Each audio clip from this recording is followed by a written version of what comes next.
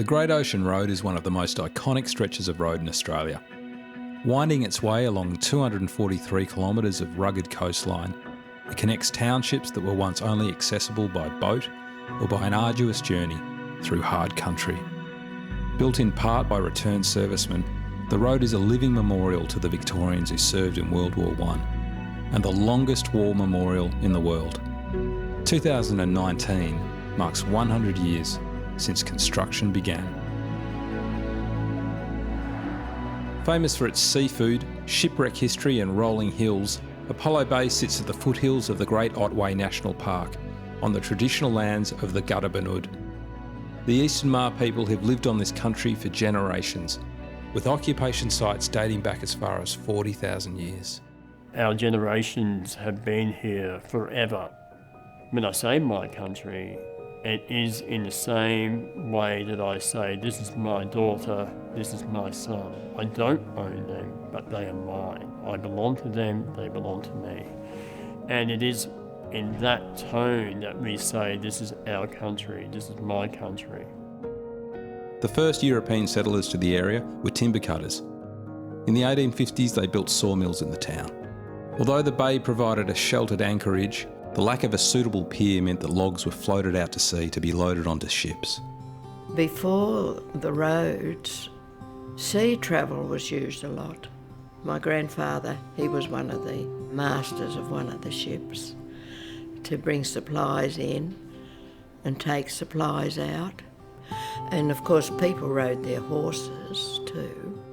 Before the road, the small fishing village of Apollo Bay was so cut off that in a medical emergency there was little that could be done to help. Your best shot at survival was to call on the bush nurse. They'd be called out middle of the night. They'd have their equipment in their backpack.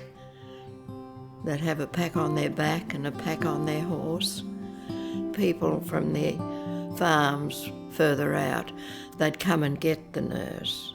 If a woman was labouring, most of the women just had their babies with a friend to help them before the nurse was stationed here.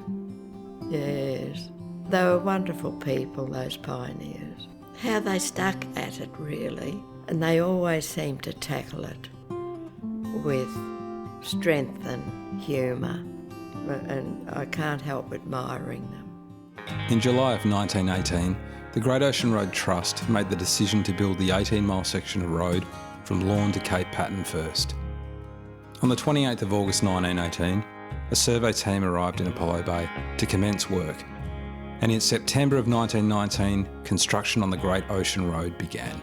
The surveyors over the mountainous areas laid out their survey lines along the ridges at the top of the cliff, and these returned servicemen lowered themselves over the cliff with just a rope tied around their waist, and they lowered themselves to the level where the road was to be constructed, and then they literally dug toe holds, and then they started to dig into the cliff. They dug away the cliff face to create the road surface. They were doing that with pick and shovel. The Great Ocean Road is famous for its shipwrecks, and Apollo Bay is no exception. The SS Casino was Apollo Bay's last trading vessel. On the morning of Sunday the 10th of July 1932, disaster struck. She was tied up at the local pier and a strong sea came in. It was the captain's choice to leave, try and head back to Melbourne. It wasn't realised that the fluke of the anchor had pierced her hull. It was listing badly, and the captain realised they were in a lot of trouble. So then he tried to beach the ship. She put about again and headed for the beach, but sank. They tried to rescue people, but unfortunately there were 10 lives lost. The stewardess, Mrs. Helena Gill, helped passengers with lifebuoys and lifebelts, but had no time to put on her own. She was one of the 10 lives lost that day. It was a very rough sea out there. You can still see the shadow of the wreck. Today, Apollo Bay is a thriving town with an abundance of top fishing spots and considered the seafood capital of the Great Ocean Road. It's a natural playground with plenty of activities for everyone.